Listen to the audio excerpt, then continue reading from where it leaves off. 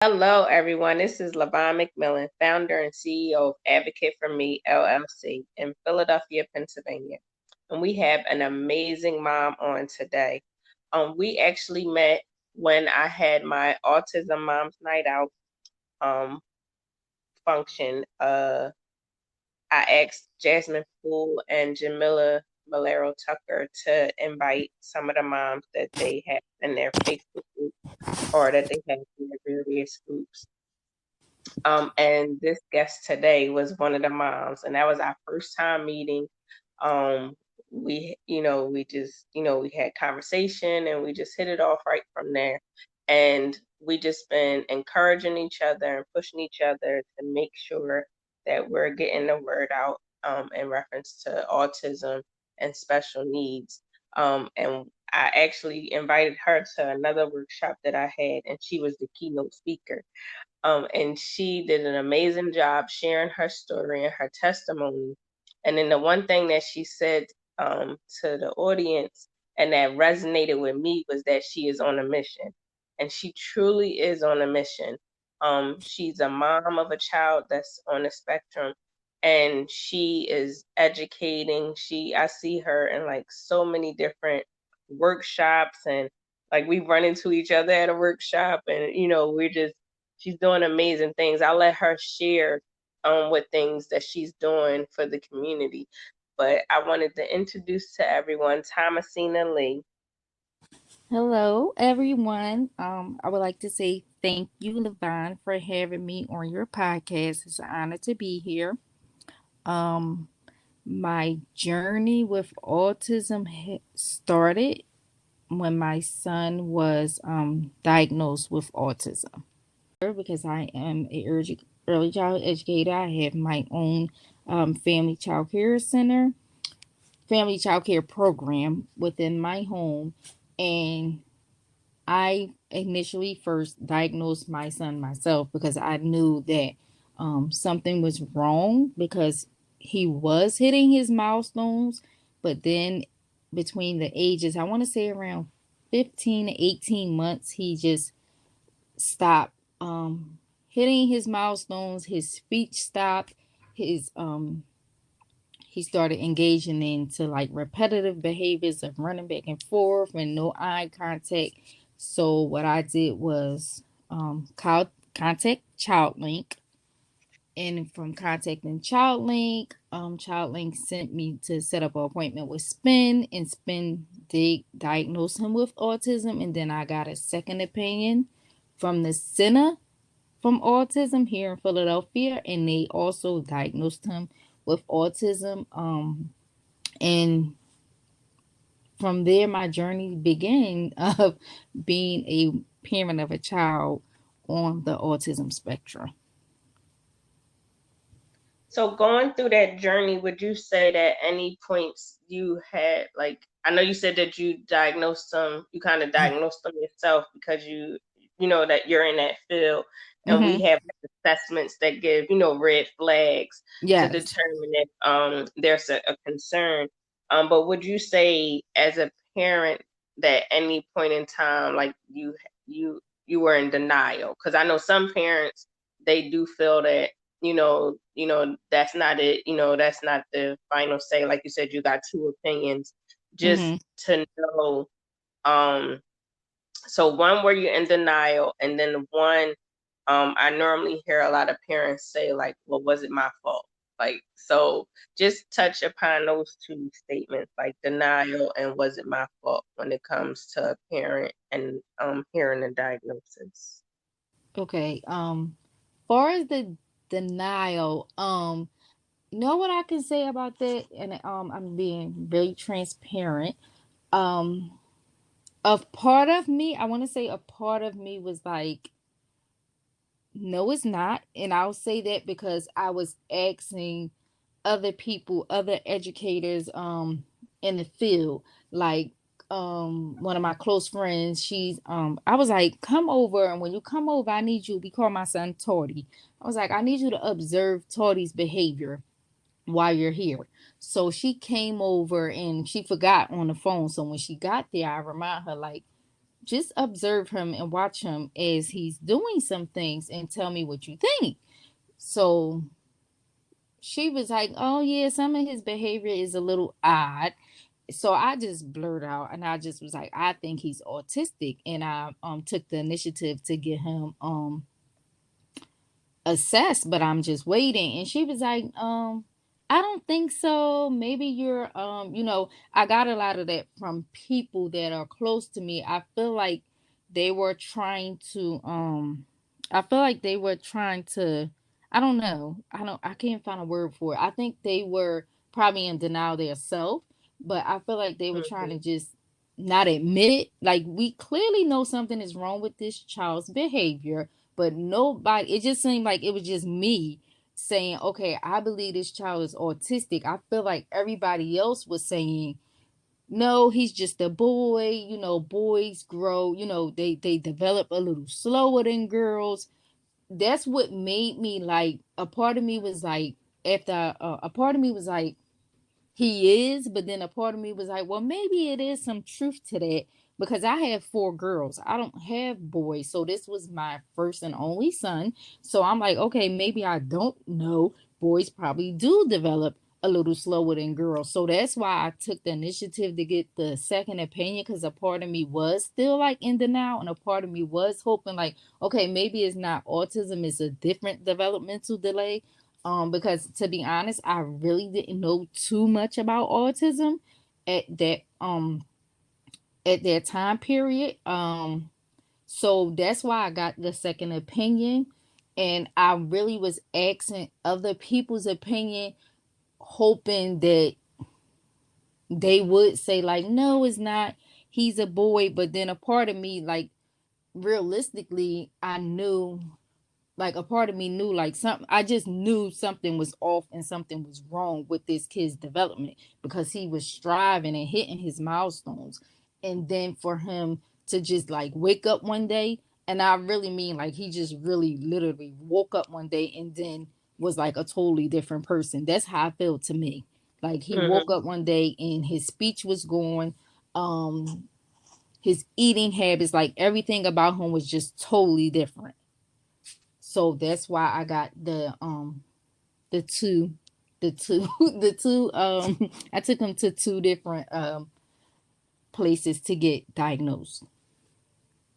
And that's, and I do hear that when I'm working with parents, because I work in early intervention myself.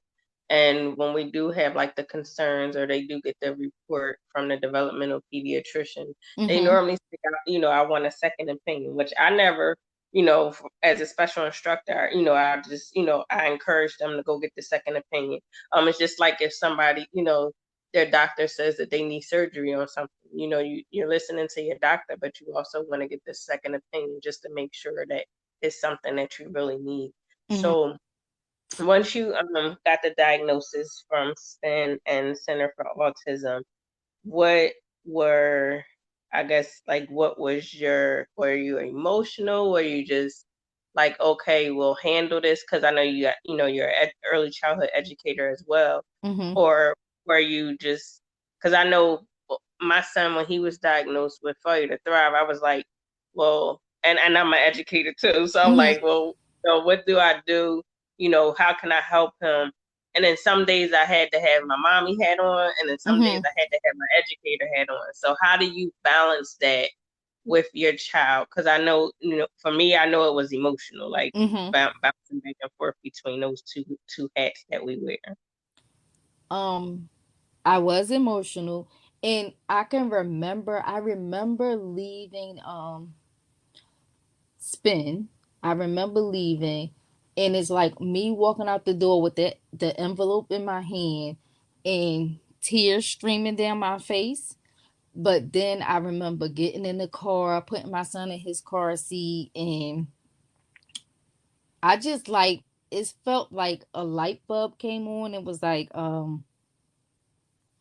it's gonna be okay. Like it's gonna be okay. It's not the end of the world. And it's kind of hard sometimes to take off the mom and the educator hat, because I'm that one person. So it's like I know the mommy part kicked in. The mommy part, me being a mom, was really emotional. Um, but then the educator part of me was like, okay, you cried, you had your moment, and that's okay. You're emotional, you had your moment. Now what? And that's when I realized, and I know, like, okay, you have to find out what is this thing called autism, because I had no knowledge. I heard of the word, but I really didn't know in depth of what autism spectrum disorder really was. So I had to pick up the pace, and I had to learn what this diagnosis really consists of and how it's going to change the dynamic of my life and my family's life, because it's not just my son. It's like when your child gets diagnosed with autism, it's like the whole family, to be honest, like the whole family, because everything in your household, your lifestyle is going to change, and you have to you it's going to change. Just to be realistic, it's going to change, and you have to adapt to it. You have to adapt to it. So that's what I did. That's what I did. And I still have moments when I'm like if my son is having a meltdown or something, I had my moments where I want to have a meltdown with him. Like, we both about to Mhm. cry together. We about to cry together. So yeah, I I I I just knew that I had to learn about how can I help him. How Mhm. can I help him? And I know when you came to the Autism Moms Night Out, two of your daughters were with you. Um and they shared like their Mm-hmm. experience of being a sibling to a child on the spectrum. So if you just want to briefly talk about that, like how did your four daughters handle one? Because now it's a boy in the house, and then Mm-hmm. now with this diagnosis, like how did they handle it? Because I know you were saying like your lifestyle changes, and it's a lot going on. When you bring in a newborn, but then as well as now you have this diagnosis with the family. So if you could just share, I guess kind of talk for the siblings. Mm-hmm. Well, for with my children, me telling them about his diagnosis, um, this was like 4 or 5 years ago, because he's 7 now. Um, they were they didn't fully understand what autism was either. And the first thing that came out of one of my daughter's mouth was, whatever, he's a boy. Like the typical stuff that you hear other people say, and they really didn't know what his diagnosis consists of. They just knew that his behavior was a little bit strange, but to them some of the stuff that he did was funny. um so they really, at the moment, at the time, they really didn't fully understand, but now that they're older, they fully understand what his diagnosis is, because they, to be honest, they didn't treat him no any other way. He still was like the annoying little brother. He was still like the only boy, so he was still getting like loved and spoiled on. And they to this day they still do that. They still call him an, oh my god, Taahir is annoying. He's getting on my nerves. And then it's all like, oh, let me love on you. Oh, let me. It's like that. Oh, get out my face type thing, because he still Mhm. does things that your typical 7-year old would do. Like, he will snatch your phone out your hand and he want to play the game on your phone, or he will snatch your pizza off your plate. Um, or he will walk up to you and like slap you and run. Like, he still does some of that mischievous things that your typical Mhm. 7-year old does, but he also may do something that you can tell may seem a little different that a typical 7-year old wouldn't do, which is like walk up to you and squeeze you real hard. That's not something a neurotypical 7-year old would do. Will walk up to somebody and squeeze them real hard, not because he needs to get his sensory input out, and he doesn't know how to enter somebody else's personal space without doing that. Like, that is his way of like saying hi. A neurotypical 7-year old will walk up and say hi. Taahir, if he likes you, he will walk up to you and squeeze you. and that's some of the things that he does. I hope that answers your question because I Yeah, no, it did. It okay. did. No, I did. And I know that's like the question that I would probably have to ask them. Yeah. And they probably say the same thing, like, he's a typical, little boy, but sometimes you know our nerves, that sibling rivalry. Yes. Yes. So you touched on two things that I just wanted to talk about. So you talked about meltdowns and sensory out. Mm-hmm. So I know now you know a little bit more since he got diagnosed, Mm-hmm. and I know you've been doing your research as well, as from a mom standpoint as well as a educator standpoint. So if you could briefly just tell the listeners what a meltdown is and what sensory output. Okay. A meltdown for Taahir may look like a tantrum to an outsider, but in Taahir's case, a meltdown consists of someone not understanding what he needs at the moment, or someone or sometimes not getting what he wants. But I can say the good thing with my son meltdowns is that some children on the spectrum, their meltdowns may last more than 10 minutes. Like they may last a long period of time. It may take the parent a long time or caregiver a long time to calm the child down. Versus with Taahir, I'm blessed that he is when he does have a meltdown, it does not last no more than, I want to say, like 3 to 4 minutes. Um and I can easily like calm him down and get him to, yeah, like calm him down and reel him back in. Like for instance, one of his meltdowns may be because he likes phones, and if you tell him no, you cannot have my phone, he may have a meltdown. And you have to be consistent in telling him no, you can't have this, in order for him, no, you can't have my phone, and be consistent. And if he's still crying and stomping and yelling, that's fine. But I'm explaining, no, you can't have my phone, it's mine, no, you're not getting it.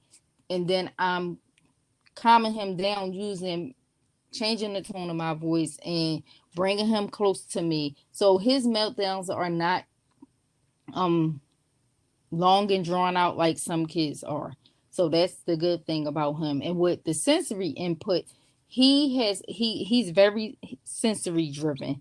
He and he has ton of energy. So he may walk up to you, and if you see me, my hands are really like scratched up, because he will walk up to me and just squeeze my hands, because he's looking for that extra sensory input. So I may like grab his shoulders and squeeze his shoulders. One, I may take a blanket. It's called like a burrito roll, and you roll him up tight in a blanket. Mhm. He likes that squishy. Like he sleeps with a what do you call them things? Oh my god, I'm losing my train of thought. The weighted Weighted blanket. blanket. He sleeps with a weighted blanket. I Mhm. have tons of sensory items throughout my house, in my car. Um for him. He likes to chew on his shirt, so I have like sensory things for that. I also created from his book, Picture This, Picture That. I have a sensory box that goes with that.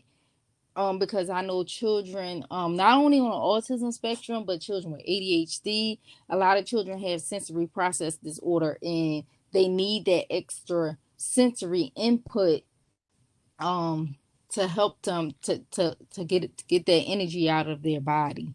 So Tori he's very sensory driven, very like tags in his clothes. I have to cut all the tags out of his clothes because that bothers him. Mhm. He will not focus. He will not pay attention. He'll actually rip the shirt off if I forget to take the tag out his clothes. He'll take his shirt off and he'll go grab the scissors and try to Mhm. cut it himself. So all of his clothes, jackets, hats, anything he got, I take the tags out of him, because that will drive him, like that will cause him to have a meltdown too. that will definitely cause him to have a meltdown. We was outside one day and boyfriend was coming out his clothes. And I'm like, why is he stripping? It was a tag inside his clothes. Oh wow, he was trying to get Yes, it on. he was stripping. Oh I'm like, wow. okay, I'm glad it's summertime. You out here with your boxes on. You don't want the full Monty. He don't want the full Monty with his taking it, trying to take that tag out. Oh, oh my gosh. So I know you mentioned picture this, picture that, and you are and you do own your own business, your family child care center. So if you want to tell the listeners more about because she's an entrepreneur, y'all. She got multiple so when she say she on a mission, she truly is. So if you want to share more about your family child care center and the book picture this, picture that. Yes, I am a family child care provider. Have family child care in my home, and I cater to children. I cater to children on the spectrum. I welcome them into my program. Um, and my program is called Different Expectations Child Care because each child we should have different expectations for them and not the one.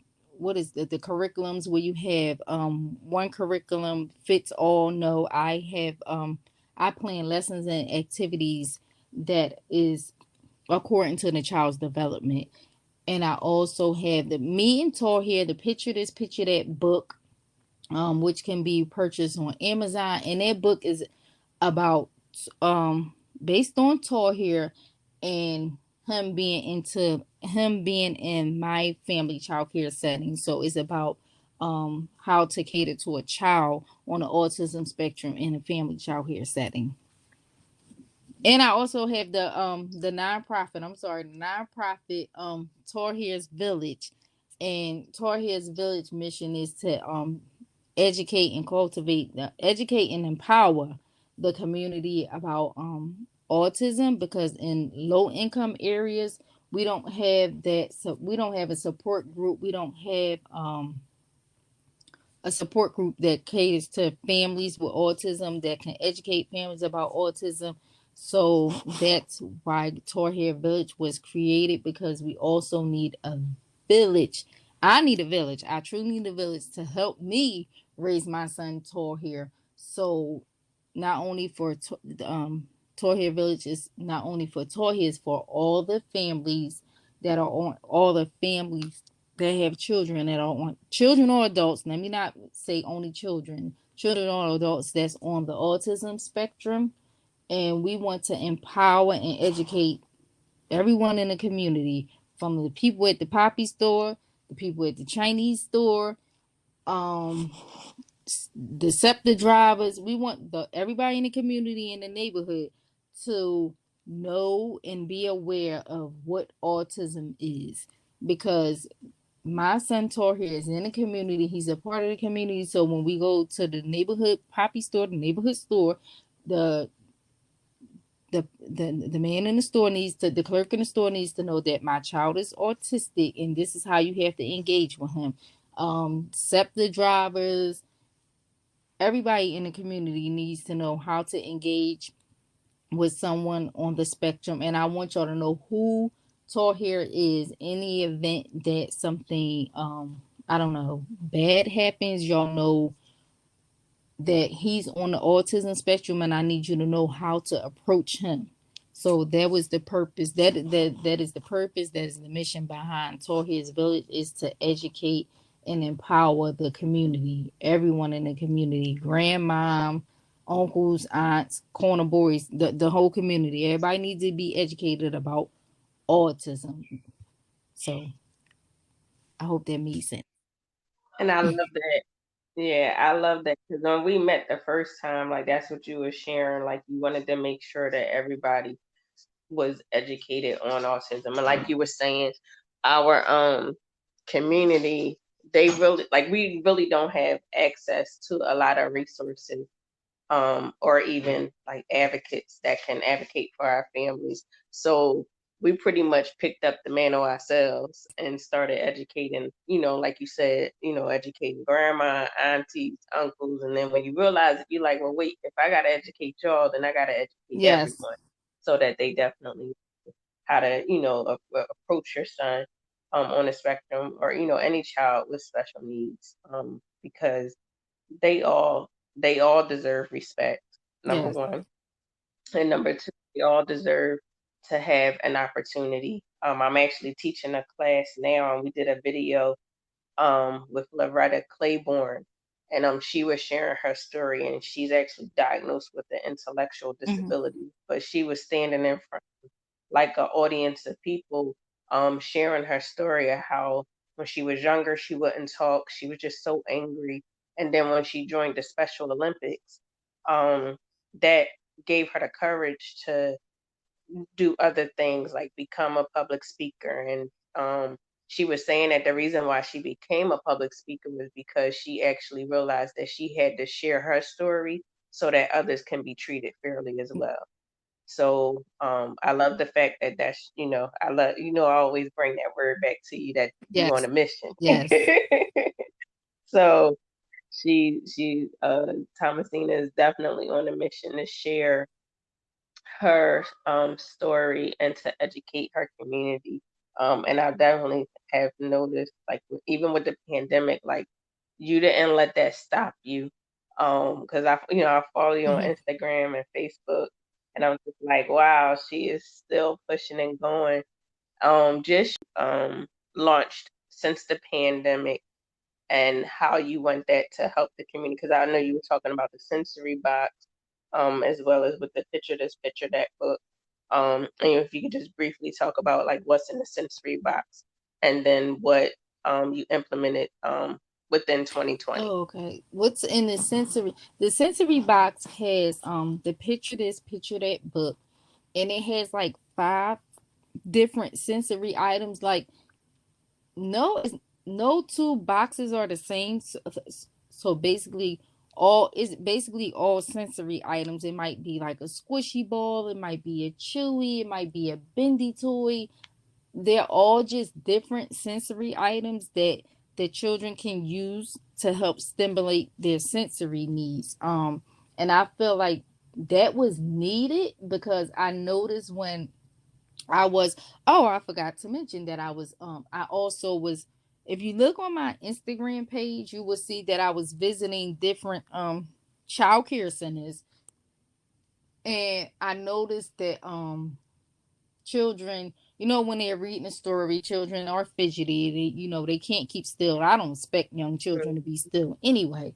But I noticed that, okay, while I'm reading this Mm-hmm. story, once I try to keep the story to a short period of time and not long and drawn out, because the story is pretty it gets to the point, but it's short and it's great for the children's attention span. But I created the sensory box because I noticed that a lot of children have some type of sensory issues, and I know that my son do. So that's why I created the sensory box to go along with the story. um and what I launched in 2020 during this pandemic was a We Are Courageous journal, which is for caregivers, parents, educators, siblings of children with not only autism but intellectual disabilities, all different special needs, different special needs. Created that journal, and that journal is to help parents, caregivers, and educators to focus on the good things that the child can do, rather than focusing on the negative part of the disability. Like, each child has some type of potential, and in that journal you would write, what did this child do to make me smile today? The journal is basically all about having an attitude of gratitude, and is a part in there for self-care for moms as well. And that book, the journal, also comes with a box for the parents, caregivers, or whoever you want to give it to, but it has also like a self-care box that's coincide with the journal. I'm actually trying to contemplate if I'm going to go back to school to to go back to school to get my master's degree. I'm not sure yet. I was supposed to start in January, but I think I'm about to take I got to January the 15th to make up my mind because my goal is to be special education teacher. Special education just has been in my soul. I always wanted to be a special education teacher, but once my Mhm. son came along, he like gave me that push. So that's when I got some more stuff in store for the rest of the year, but it's in the work, so I've been working on it. I've been working on some stuff. Oh, I forgot to Awesome. mention that the Um, sensory box have now it has picture cards. It has picture cards, pet cards that coincides with picture this, picture that book. So that's another good thing about the sensory box as well. okay, awesome. So I'm just so proud of you from meeting you from last year and everything that you've accomplished up until now. Because I remember just having that conversation with you. I think me and you was like sitting Mm-hmm. over on the side, and we were just talking, and you was just like, "I want to do this and I want to do that," and Yes, I'm like, "Well, do it," like, cause we need it, yes, we need it, we definitely need it in the community. Um, I'm just actually proud of like all of y'all. Like, I think it was like yes. 12 of us And you just see that how night, the it's two just daughters. amazing how you see everybody on Instagram and Facebook, and they like all their dreams are like Mhm. manifesting and they're coming into fruition, and it's like, dang, we are really some dope cool women. And I just be like, yes, when I Yes, truly I am one of them that is for like females achieving and accomplishing their goals. Ain't no competition. We collaborate. It's so awesome how I can send a text to one of y'all and I'll be like, well, what is this? Or where can I get that? And the text come right back like, oh, you can get this from here, or like any resources I need is always someone in the group that I can text and be like, oh, here, go here, or I can shoot them an inbox. It's amazing how we all collaborate with each other and we rooting for each other. Jamila just got her 501c3, and I'm like, yes, congratulations. It's no yes, competition here. And that's what it's yes. all about. We all collaborate. It's Mm-mm. no competition because it's enough out here for for everybody. And not only that, we're all going through, we all are special needs moms, and we have to band together and help each other. So that's why I feel like this is Mm-hmm. just is a dope collaboration between everybody. Yeah, and that's why, like when I look back at, the last 2 years since I started Advocate for Me, and now, you always get like the idea in your head, and then you fight yourself, and in your mind back and forth, like, Mm-hmm. no, I'm not going to do it. No, no, they don't need this. Like, and then you go back and forth, and then just looking like the picture that we took at Autism Moms Night Out is Mm-hmm. on my website and it's on my page on my screensaver Mm-hmm. when the pictures go by, just to remind me to keep going and to keep pushing, because it's a lot of moms out there who need your services, resources, and advocating. And like we were saying before, it's not that many resources here in the Philadelphia area. A lot of them are on the Exactly. outside, in the suburbs of Exactly. Philadelphia. So the fact that we can pick up, I keep saying that we're picking up that mantle and we're running with it, because our kids need us as well as our community needs us, as well as our family needs us. And the next one coming, who's going to get that diagnosis, in Mm-hmm. 2021, like we're right here, we're waiting for them. We have sensory boxes and Exactly. children's books, and, we have, child care centers that they can come to. And, I kind of like when me and you were in our meeting earlier Mm-hmm. today, I shared with them that I just, signed for the after school program. So we have so many services and so many ideas Mm-hmm. that we come up with, but we come up with them because we're dealing with it in our own lives, and we see that it's a need for it. And we don't want that need to go to waste. Like, we definitely want to make sure that we're helping our community. So, and like you were saying, like you have that desire to be a special education teacher. And although, because same here, like I went to school and I was like, I'm gonna be an Mm-hmm. early childhood teacher and I'm gonna do this and I'm gonna do that. And I always tease myself now because I'm like, I'm the teacher Mm-hmm. without walls because I thought I was gonna be in the classroom, you know, Mm-hmm. with the school district and teaching and doing everything. And I'm like, wow, like God was like, nope, I'm gonna flip it and you're gonna be a teacher from the babies all the way to the adults. Cause I probably, if you asked me if I was gonna teach adults, I probably would have told you no. But this is my second semester teaching adults in special education. So and I Mm-hmm. actually love it. So I'm like, I'm really being a teacher from teaching birth to 3 and early intervention and then teaching the adults throughout the week.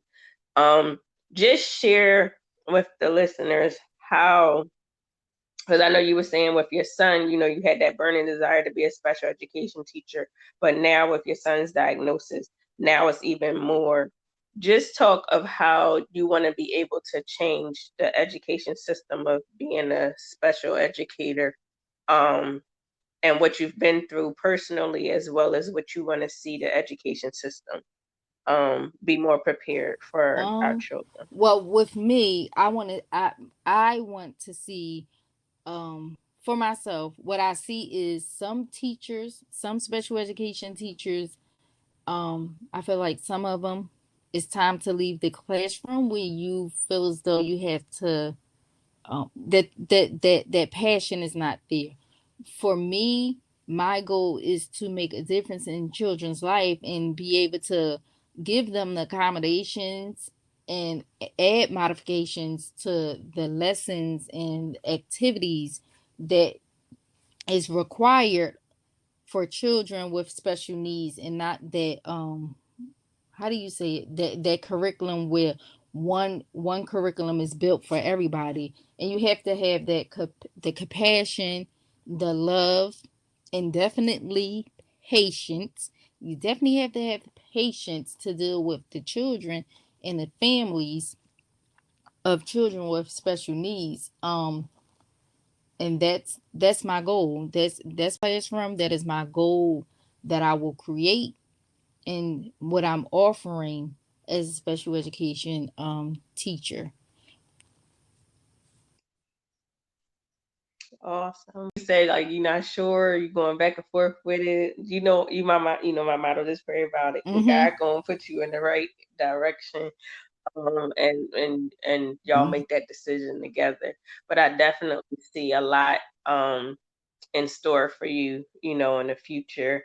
And I'm just, you know, if y'all could hear me clapping, I'm clapping forward Yeah. because again, I'm so proud of her. So two more things. One, I just want you to share from your heart with the listeners what you want them to know, whether it's with your mother's hat or your educator's hat or both of them.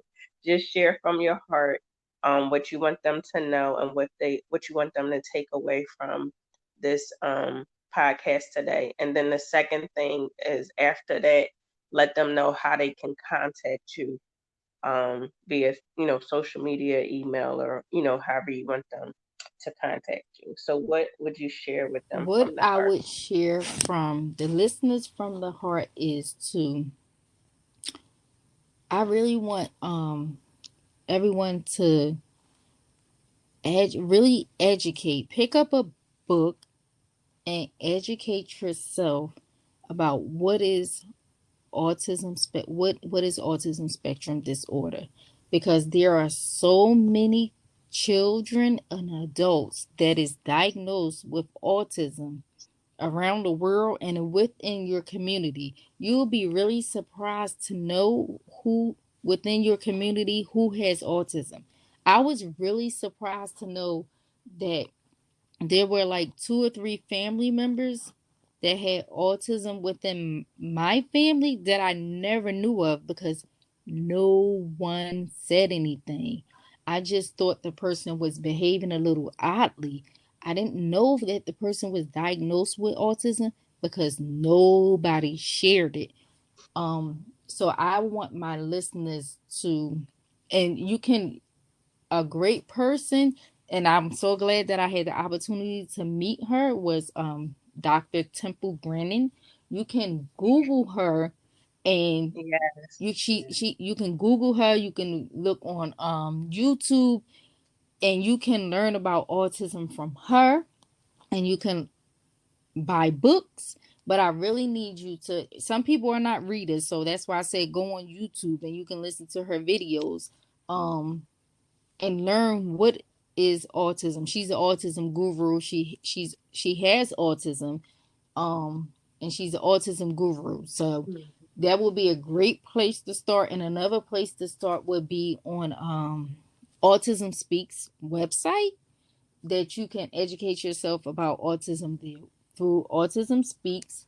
And I want you to also to stay tuned and look and be on the lookout. Visit Taahir's Village page, because when this pandemic is over, we will be having some trainings and some workshops, some sensory fun classes. Like, we're going to have some things for everyone in a child's or adult life that has autism. It's going to be events for the whole family, and it's going to be us in a space where the child or adult that has autism can be their self.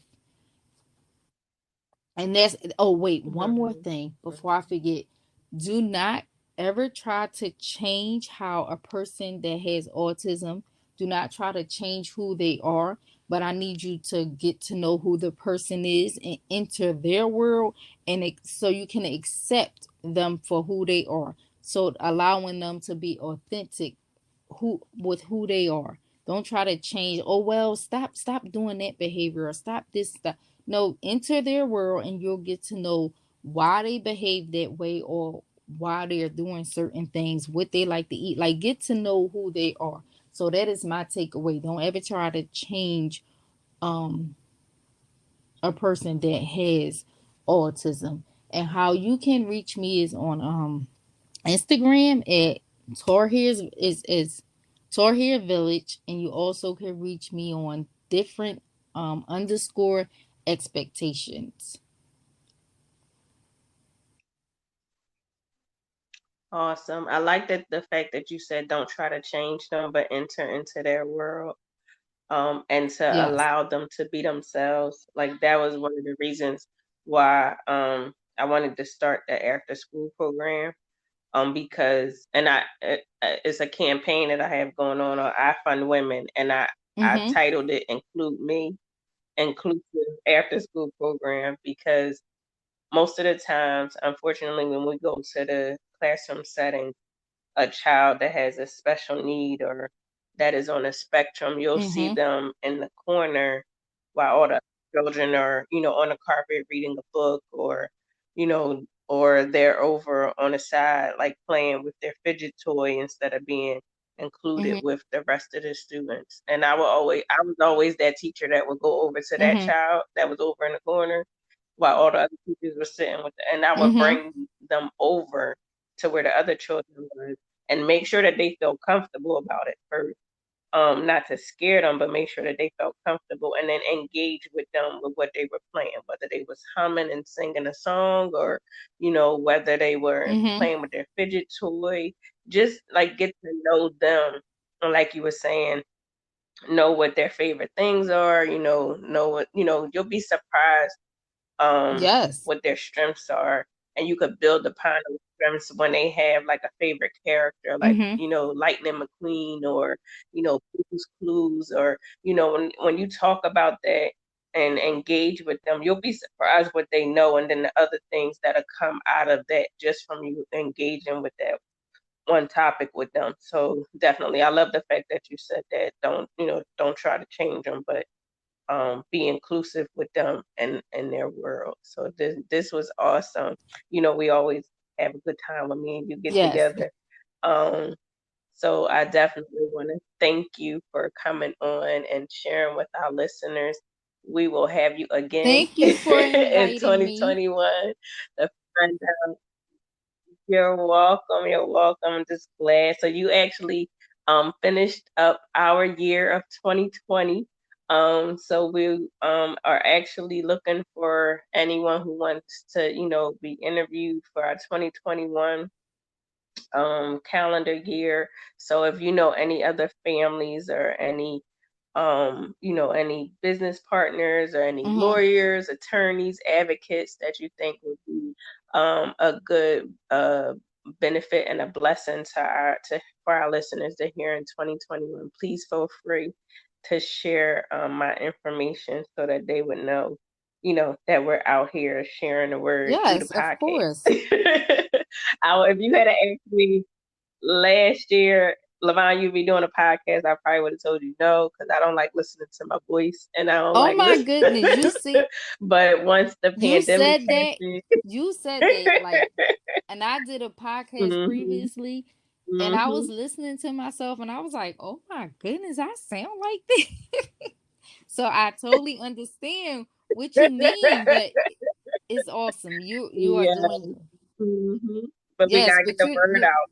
you're doing Oh, great thank things. you, I'm like thank so you. proud of everybody that was at that the mom's night out, because we everybody's still connected. So we are really doing awesome things. Thank you hmm for having this podcast, because it's much needed. Is another way for the community, for you to reach people in the community, and not only in our community but all over the world. People can listen to your podcast and they can get educated on children with um different abilities and autism and everything like that. So I'm grateful that you are that you have this platform and that you hosting it is awesome. It's Oh, awesome thank you so and is much. much Thank needed. you, thank you. Thank you. 'Cause that's what pushes and drives me. Because I'm like, I gotta go get another person, to interview and seek that out. So I know, exactly what the listeners would want. And like you said, like around the world, because I check our Hmm.